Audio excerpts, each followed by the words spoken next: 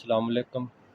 मैनू सजावल 3 साल हो गए। मैं अक्तब मजदूर बैठा, काम करन जोगा नहीं रहा। भांडियां दी फेरी करदा ही ते विच स्प्रे पै गई कबाड़खाने च। मेरी अख विच स्प्रे पै गई, दवाई जहर सी, वो मल खराब कर ली जे। हुण अगे कोई चारा नहीं रहा। अख बिल्कुल खत्म हो गई ते डॉक्टर ने विखाई है ते कोई नज़र कमज़ोर हो गई। काम करने जोगा कोई नहीं रह गया। 3 साल हो गए मैं अपने बनोई दे घर बैठा। मैनू नज़र नहीं आंदा, मैं बिल्कुल लाचार हो गया। मंजे ते बैठा, काम करने जोगा नहीं रह गया। बनोई दे घर बैठा, वो भी माड़ा बंदा वे, नहीं कमा के खवा सकदा बेचारा।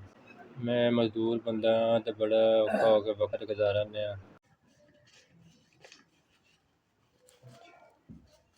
अल्लाह पाक चोखा देवे तुहानू, माड़े बंदे दी मदद कर दिओ।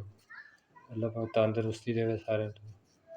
मदद कर दिओ मेरे इस्तेमाल च। मैं मजदूर बंदा, नज़र कोई नहीं आंदा।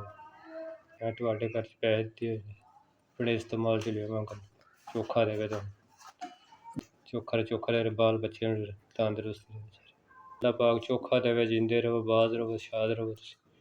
करम करे अल्लाह पाक तुहाडे ते, होर माड़े बंदे दी मदद करते रहो। 5000 रुपया देन बड़ा शुक्रिया। अल्लाह पाक तुहानू चोखा